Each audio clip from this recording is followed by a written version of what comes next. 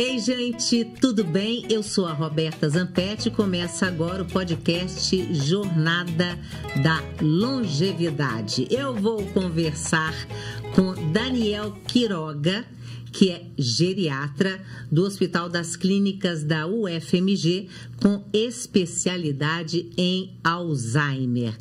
Ô, Daniel, quantos anos você tem? Essa é uma ótima pergunta. Tem 28 anos. Pois é, como é que você, antes da gente entrar no nosso assunto, a gente vai dar umas pinceladas de Alzheimer, mas nós vamos falar de saúde antes disso, né? Exato. Por que você resolveu fazer geriatria, se especializar em geriatria? Pergunta interessante, né? Às vezes eu me pego refletindo, eu com 28 anos de idade, cuidando de pessoas com 80, 90 anos. Chega até a ser um pouco engraçado. Na verdade, eu queria ser neurologista. Mas no último ano da faculdade, e ali lendo livros de neurologia, vendo pacientes neurológicos, teve uma tarde que eu estava na enfermaria do hospital lá de Cuiabá, onde eu me formei, na Universidade Federal do Mato Grosso, e chegou uma idosa, acamada, bem sonolenta, e ali todo mundo ficou num mistério, o que essa pessoa tem, veio com encaminhamento médico, ninguém sabia. E, coincidentemente, quem a atendeu junto comigo foi um geriatra, meu professor na época. E quando eu olhei o tipo de atendimento que ele estava dando, conversando com a família, prescrevendo as medicações corretas, falando, não, essa idosa, ela possivelmente está com uma infecção urinária. E depois eu vi a evolução que em 48 horas ela estava sentada na cama conversando, ou seja, ela saiu de quase morta para sentada conversando. Eu falei, eu quero isso. Enquanto todo mundo estava negligenciando o cuidado, não sabia o que fazer, não queria conversar com a família difícil, entre aspas, aquele geriatra assim, mudou minha forma de olhar para o idoso. Dali eu resolvi seguir a geriatria. E tá feliz? Estou muito feliz. Ah, que bom. Alzheimer, né? A gente sabe que é o tipo de demência mais comum. Uhum. E é uma doença ligada ao envelhecimento, à velhice, né? Isso. Uhum. A tendência é aumentar com o envelhecimento da população? Não. Sim, a gente sabe que a partir ali dos 70 anos, as chances de uma pessoa desenvolver Alzheimer, ela aumenta a cada ano, né? Entretanto, tem alguns dados interessantes. Por exemplo, nos Estados Unidos, o número de pacientes com Alzheimer a cada ano diminui. Olha só que interessante. Apesar da população estar envelhecendo. Por quê, hein? Qual que é a explicação para isso? Quando você compara com outros países, como, por exemplo, o Brasil, países que não estão tão desenvolvidos quanto os Estados Unidos, você percebe que o número de pessoas com Alzheimer está aumentando. Ou seja, não está ligado somente a uma parte genética, mas tem o ambiente que influencia, né? Então, quando você vê que as pessoas estão envelhecendo em um país onde elas cuidam mais da própria saúde, têm acesso a saneamento básico, têm acesso a ambientes com menos poluição, têm acesso a uma saúde de qualidade, essas pessoas diminuem os riscos de desenvolver a demência. Porque a demência não é uma questão arbitrariamente ligada ao envelhecimento. Não é porque você faz 70, 80 anos que você necessariamente vai desenvolver perda de memória ou algo do tipo, né? Uhum. Então, a gente precisa analisar não só a pessoa, mas o ambiente que ela está inserida. Entendeu? Que interessante o que você está falando, porque eu sei que a demência ela é mais comum entre as pessoas idosas com menor escolaridade. Isso. Digamos assim. Uhum. Que tem um trabalho intelectual menor, né? Quer dizer, essas pessoas produzem cultura, sim, né? Do jeito delas, mas não têm acesso a uma leitura, aquelas coisas todas, né? Por outro lado, a gente vê pessoas assim, nossa, eu conheço juízes, advogados, médicos, né? Pessoas que trabalhavam muito com o cognitivo e que têm Alzheimer. Nesse caso, aí seria genética. Tem uma influência genética maior, a influência das doenças que a pessoa teve durante a vida.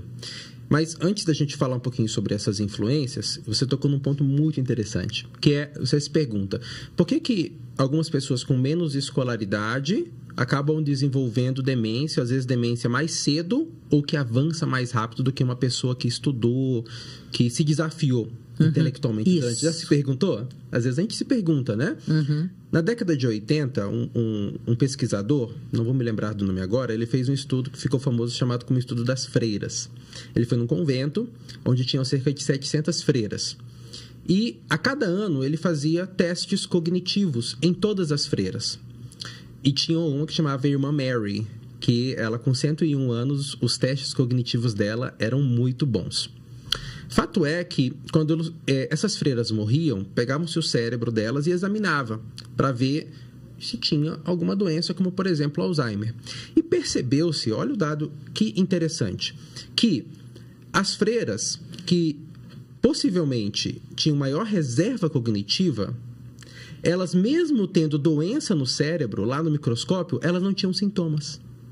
E aí, quando eles foram investigar mais a fundo, eles viram que essas freiras, que mesmo tendo a doença no microscópio no cérebro, mas não desenvolveram os sintomas, elas escreviam nos seus diários frases mais complexas do que aquelas freiras que desenvolveram sintomas de demência.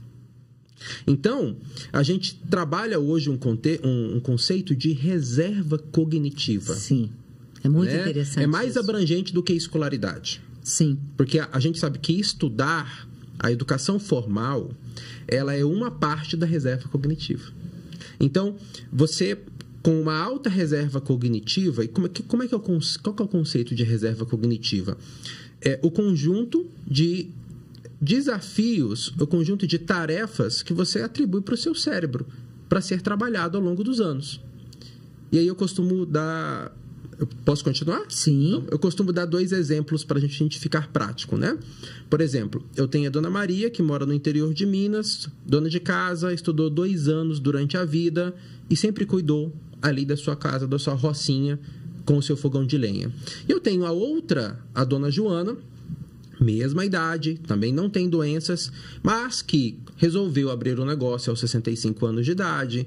Mesmo sem saber de muita coisa, ela pegou aquele bolo que ela gosta de fazer, estimulada pelos netos, ela abriu um negócio. De repente, ela está viajando para fora sozinha, ela está aprendendo uma nova língua, ela começa a aprender um novo instrumento, ela não se isola, ela visita a casa dos netos, ela viaja. A mesma doença, a mesma demência. Na Dona Maria, do interior, que sempre fica em casa, ela vai se manifestar de maneira mais precoce e mais rápida do que a Dona Joana, que é empreendedora, que está sempre se desafiando. Que é uma pessoa interessada. Exato. Na vida. Exato. Não é isso? Ou seja, tudo que você está falando, olha aí a forma de prevenção. A gente sabe que não existe formas de prevenção definitivas para evitar o Alzheimer, né? A gente sabe disso. Sim. Mas os estudos e as pesquisas mostram que isso, ter qualidade de vida, se interessar por outras coisas, atividade... Aliás, eu queria que você falasse sobre isso.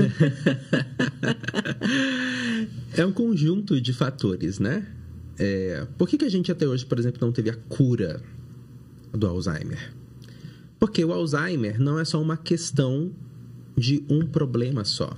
Não é igual, por exemplo, tratar uma pneumonia. Você dá um antibiótico, mata a bactéria, pronto, melhorou. É como a infecção urinária lá da senhora que você presenciou lá em Cuiabá. Exatamente. Em 48 horas, ela estava bem de volta. Isso. Né? Agora, quando a gente fala de demências, especificamente o Alzheimer, a gente precisa dividir as causas em que eu consigo modificar, em que eu consigo reverter, e aquelas outras causas que a gente ainda não consegue modificar. Então, teve um estudo muito importante que saiu na revista Lancet em 2018 ou 2019, listando todos esses fatores de risco modificáveis. Ou seja, que se eu trabalhar para modificar, eu reduzo a chance de eu ter demência. E a gente listou ali em torno de 40% desses fatores de risco. Ou seja, se eu tratar esses fatores de risco, eu diminuo as chances em 40% de ter demência. 4 anos depois, 2022, meio do ano passado, na mesma revista, pegaram esse estudo mundial e fizeram a mesma pergunta para a realidade brasileira. E eles descobriram alguns pontos muito importantes. Por incrível que pareça, um fator de risco que a maioria das pessoas não dá atenção corresponde a 15% das chances de desenvolver demência. E esse fator de risco é a perda auditiva. A perda auditiva corresponde a 15%. De 100% você desenvolver demência.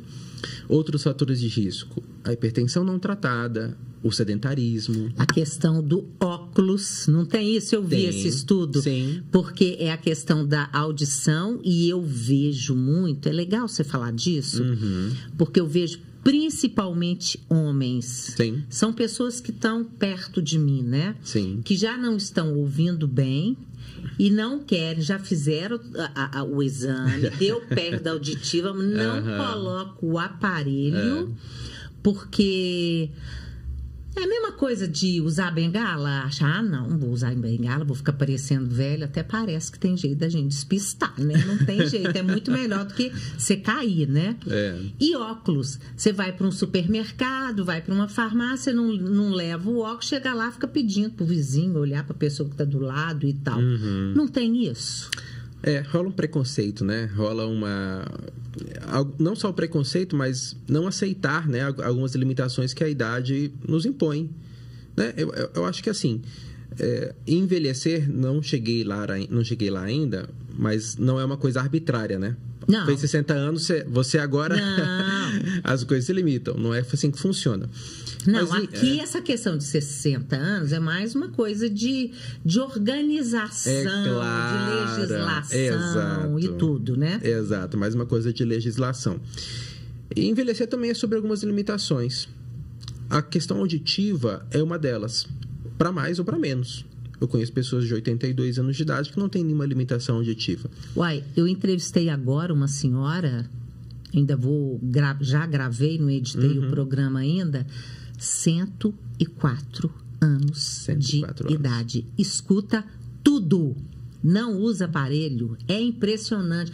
Anda, ela não usa bengala, ela usa um cajado, né? Fiquei assim, fantástico. Mas vamos lá, continua, porque tá interessante essa questão da perda auditiva, que pode ser um fator de risco.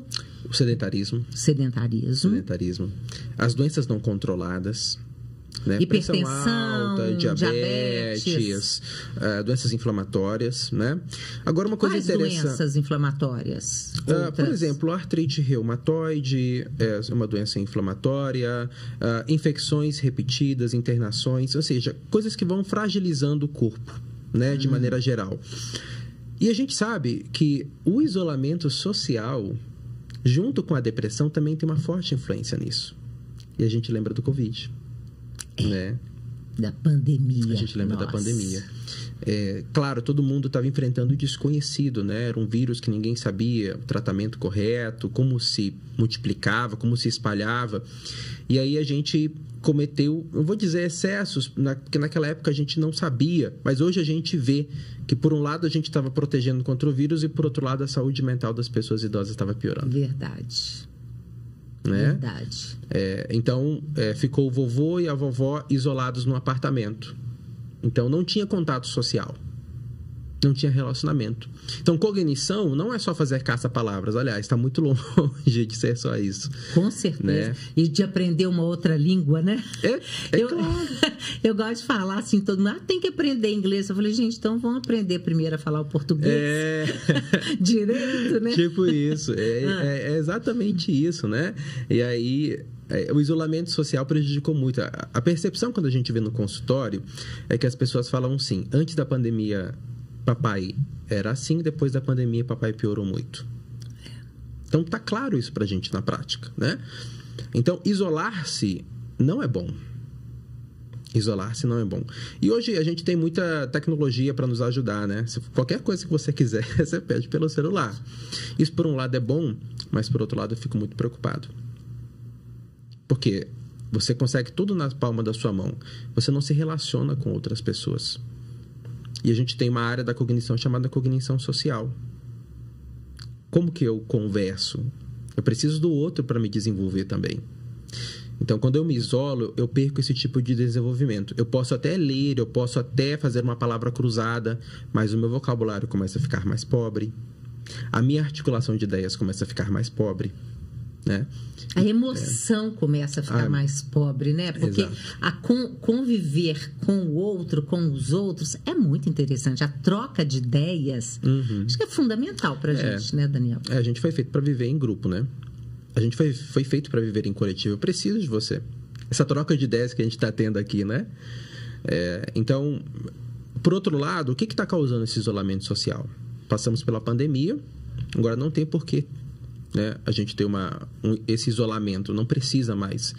Então, sempre quando um idoso está se isolando, ele está querendo ficar mais no quarto, não, hoje não, e ele nunca foi assim, eu penso em depressão. E a depressão é um outro fator de risco para a demência também. Principalmente quando o primeiro episódio acontece depois dos 60 anos, né? Então, assim, aí quando a gente junta todas essas coisas, né? E eu falei só de alguns fatores de risco aqui, né? Esse estudo de 2018 do Lancet, ele divide em infância, vida adulta e a velhice. Então, a gente pensa às vezes na demência como uma doença só da velhice, mas na verdade ela é uma consequência de escolhas e dos ambientes que você frequentou durante a vida. Né? E que, infelizmente, você está usando aí uma palavra escolha, às vezes não é escolha, às vezes né? Não é escolha. Porque, assim, eu vejo muito a pessoa julgando, apontando o dedo, lá, tá mal na velhice, mas fez isso, fez aquilo, bebeu, fumou, sabe, essas coisas todas. E não dá para você crucificar o outro. A gente não sabe como que a pessoa, às vezes ela não teve também condição de se alimentar bem, porque a alimentação é fundamental. Sim. Porque a gente não fica velho assim, fiquei velha, agora eu tenho 60 anos. Não. Eu sou a Roberta, que nasceu numa família, cresceu, estudou, né, aprendeu muita coisa, errou muita coisa. Quer dizer, a gente é um processo, né, Daniel? A gente é uma construção, né? E não julgar é fundamental, né? Não julgar é fundamental. Você não apontar os erros e os percalços que a pessoa ela passou. Mas hoje, olha só que interessante, quando você completa 40 anos hoje, você tem no mínimo mais 40 anos pela frente. Então, tudo bem, até os seus 40, do 1 aos 40, você possivelmente, em boa parte da sua vida, você não teve escolha. Até os 15, 20 anos, você viveu com seus pais. Estou falando do hoje. Mas a partir dos seus 40, você tem outros 40 anos em que você pode fazer suas escolhas. Né? Sempre? Não, sempre não. Claro. Mas eu quero dizer assim, o que a gente está enfrentando hoje é uma expectativa de vida mais elevada do que nos anos 50 e nos anos 60. A expectativa de vida nos anos 50 girava em torno dos 45, 50 anos de idade. Verdade. Então, a pessoa chegava aos 40 anos naquela época, ela tinha mais 15 anos de vida. Hoje, você chega aos 40, você está caminhando para ter mais 40 de vida. Só que com a energia, com a independência, totalmente diferente. Porque do 0 até os 15, 16 anos, você era dependente, você ficava com seu pai, com a sua mãe. Hoje, você tem toda uma vida pela frente, né? Óbvio que não se resume tudo a escolha. Isso seria uma análise muito simplista. Não é assim que funciona. Mas a gente vê histórias de superação de pessoas mais velhas. Vez ou outra eu me mando essas histórias. A dona Joana, de 65 anos de idade, que já estava aposentada, vivendo na sua casa, hoje tem uma empresa que faz bolo. Esses dias eu estava lendo uma reportagem, uma mulher de 95 anos resolveu fazer, fugiu agora o nome, é um artesanato japonês, que é de crochê, vai fazendo. Ela falou a felicidade dela porque ela está ganhando dinheiro pela primeira vez na vida aos 95, gente. Isso é lindo demais. É sobre isso. Não importa o que você vai fazer, mas é a sensação de que não acabou. Não, eu acho que a velhice, por mais paradoxal que possa parecer, é cheia de novidade. Eu descubro coisas novas a cada dia. Agora, a gente tem que ser interessado, procurar, ser curioso e querer, sei lá, mudar o que for preciso mudar, transformar, né? Exato. É engraçado, porque eu sou jovem, às vezes falando assim para os mais velhos, mas é o que a gente vê. Por exemplo, na nossa família, a avó... Eu gosto sempre de falar desse exemplo, porque para mim ela é um exemplo assim, muito sólido do que a gente está conversando aqui. A avó da minha esposa, ela até os 62 anos de idade, ela sempre foi dona de casa. Teve 4 filhos homens, dona de casa, cozinhava e tudo mais. Nunca trabalhou fora. E aí, aos 62 anos de idade, um dos filhos que mora nos Estados Unidos fala: por que você não vem para cá passar um tempo? E ela vai. Esse tempo que era férias se tornou numa oportunidade de emprego, que se tornou numa cidadania americana. Ela ficou 10 a 15 anos trabalhando lá após os 60 anos de idade, como primeiro emprego em um país estrangeiro, ela tendo que aprender uma nova língua, se aposentou por lá e hoje faz essa ponte Estados Unidos-Brasil, viajando sozinha aos 83 anos de idade. E cheia de cobre. Não existe limitação. Não existe limitação. Não estou falando que todo mundo vai fazer isso. Mas na sua realidade, a gente precisa ver o diferente, a gente precisa transformar. Né? Agora, você estava falando aí da pandemia, que foi muito difícil, eu acho que para a maioria das pessoas idosas. Mas eu vejo assim, por mim mesma, né? Porque eu sou uma pessoa idosa. E por outros idosos que eu conheço, né? Eu consegui me reinventar. Porque no princípio eu fiquei muito triste. Meu filho deixava as coisas no portão lá de casa. Fiquei sem ver meus netos, né? Só ficava dentro de casa. Aí, para ir no supermercado, a minha nora fazia as compras. Sabe aquela coisa toda? E aí eu falei, o quê? Eu não vou ficar nessa. Mas não vou mesmo. Comecei a estudar todos os cursos que apareceram. Eu fiz tudo. Meu marido também começou a fazer trabalho manual, tipo, sabe, essas coisas todas em casa, arrumar jardim, trabalhava, limpar a piscina, começamos a agitar e demos contas. Outras pessoas idosas, né, que nunca tinham entrado num computador, não sabiam entrar num Zoom, por exemplo, para poder participar de uma reunião ou de uma aula, né? Elas conseguiram, muita gente deu a volta por cima. Agora, é claro que a gente já traz isso ao longo do caminho, né? Esse jeito de ser, de tentar mudar e de transformar. Não se conformar, né? De não se conformar. Mas eu fiquei pensando que tem muito a ver com resiliência. Né? Essa flexibilidade, né? E eu acho que isso é fundamental para a pessoa idosa, porque você falou, tem gente que está meio deprimido, está em casa. A pessoa deprimida, gente, ela não tem vontade de fazer nada. Não tem. E aí, como é que faz? Porque não acabou a vida. Tem tratamento, tem jeito de sair dessa e ó... Tem. E parte muito da gente não estigmatizar, né? De que o idoso, ele precisa ficar em casa, ele não precisa sair, é o cantinho dele. E o idoso, quando ele apresenta-se com depressão, é interessante isso, não é igual, na maioria das vezes, à pessoa jovem. Não é do tipo assim, aí eu começo a falar mal da minha vida. Nossa, que vida ruim. Eu estou triste hoje. Eu quero morrer. Esses são os sinais clássicos da depressão, que se apresenta muito mais no jovem. Agora, no idoso, ele perde o apetite. Ele fica mais isolado. Ele começa a dormir mais. Ele começa a ficar mais irritado. O pensamento, o raciocínio começa a ficar mais lentificado. Né? Então, os estigmas da depressão do jovem é diferente do adulto. É isso que precisa ficar claro. Porque esse isolamento, essa falta de resiliência, essa falta de vontade em ultrapassar o desafio, ela não é normal. Nós somos feitos, alguns têm mais, alguns naturalmente têm mais, né? Esse não conformismo. Mas quando isso você compara, poxa, papai, ele tem uma história vencedora. Ele saiu do interior do Paraná, veio assim, criou sua própria empresa, nunca foi de desistir. Agora ele entregou as pontas. O que está acontecendo? né? Então, esse olhar que aqui eu preciso deixar claro para que a gente consiga identificar esse tipo de situação em casa.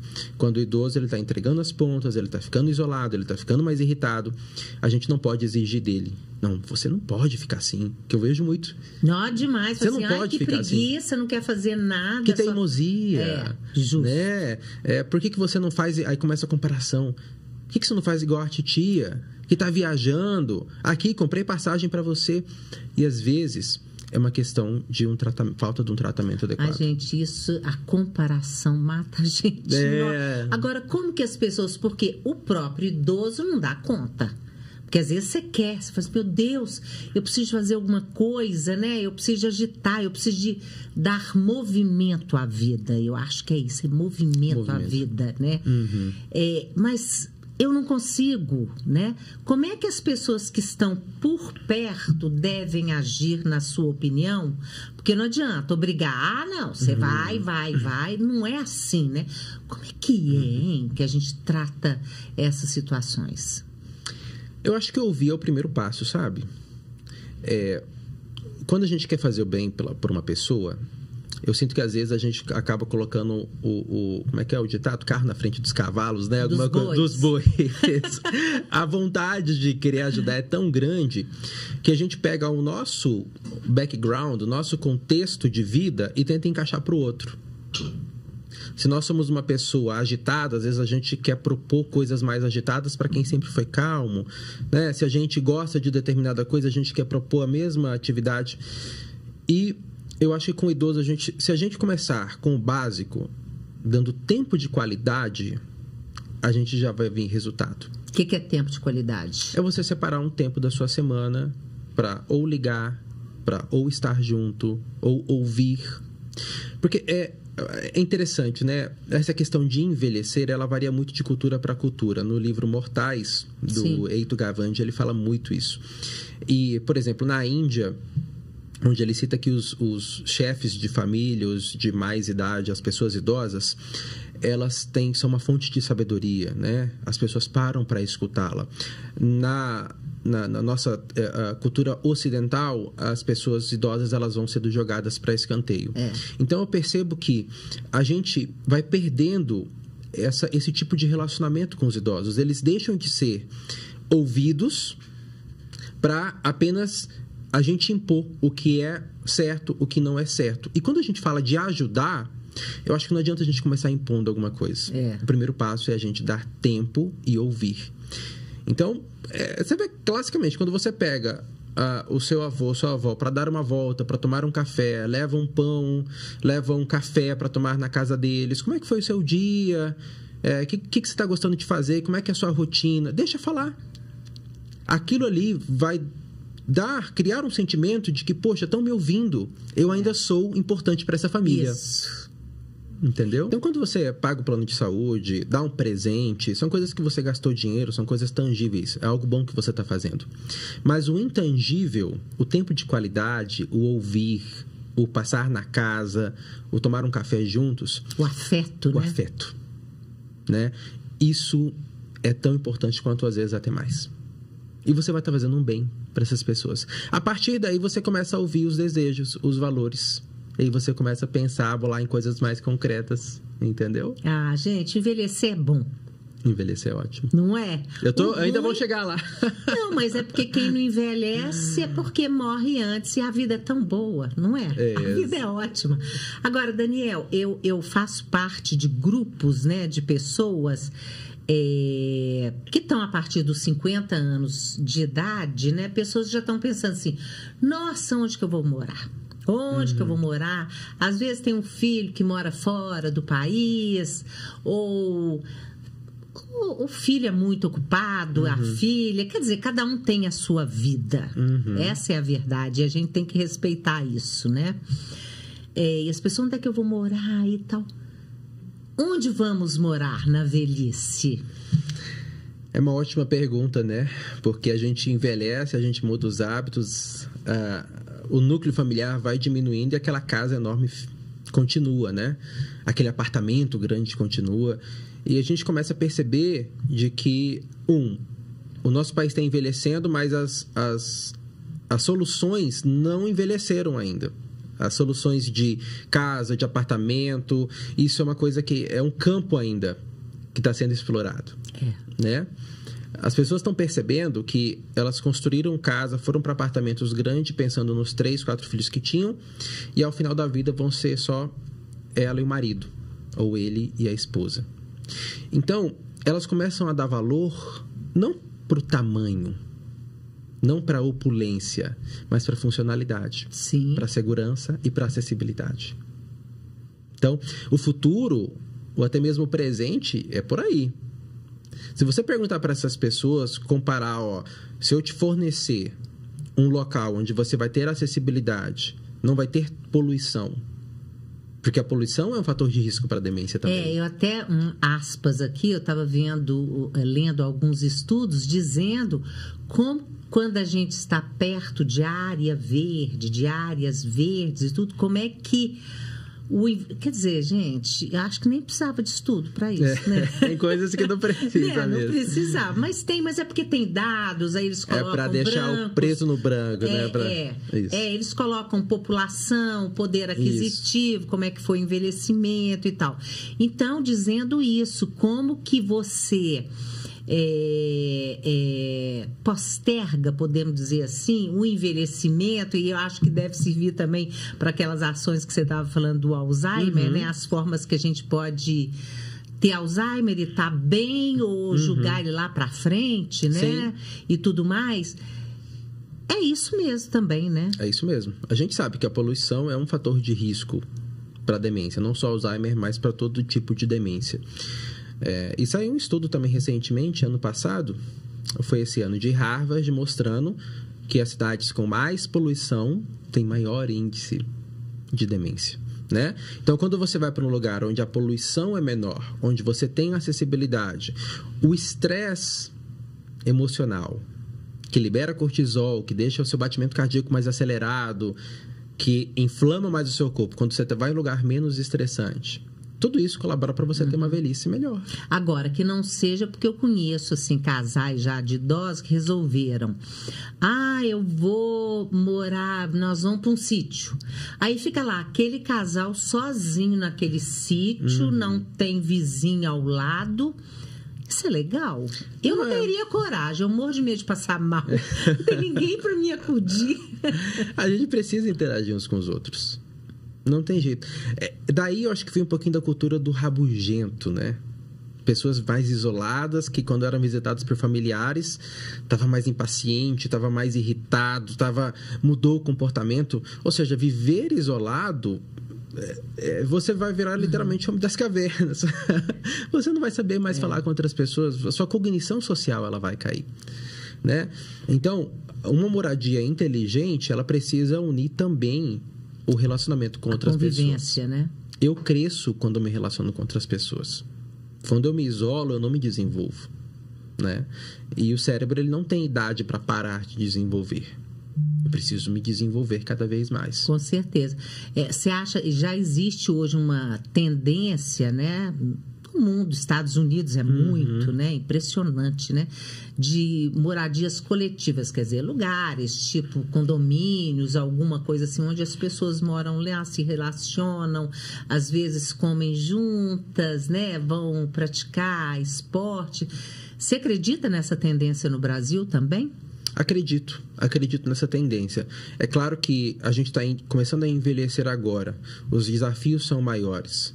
Mas à medida que a população começar a experimentar de que estar junto de outras pessoas, viver num lugar tranquilo, onde eu tenho acesso a diversas coisas, e eu tenho a liberdade, que eu acho que isso é importante, né? A gente não estigmatiza, mas a gente preserva a liberdade de cada um.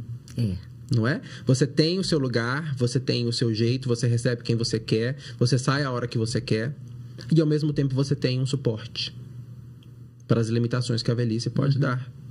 Então, é a união do que você precisa, né? Você precisa enquanto estiver envelhecendo, com a sua liberdade. Porque o que eu vejo muitas vezes é coisas arbitrárias, né? Não, isso aqui é feito dessa maneira, é quadrado, e você não pode isso, não pode aquilo, não pode isso.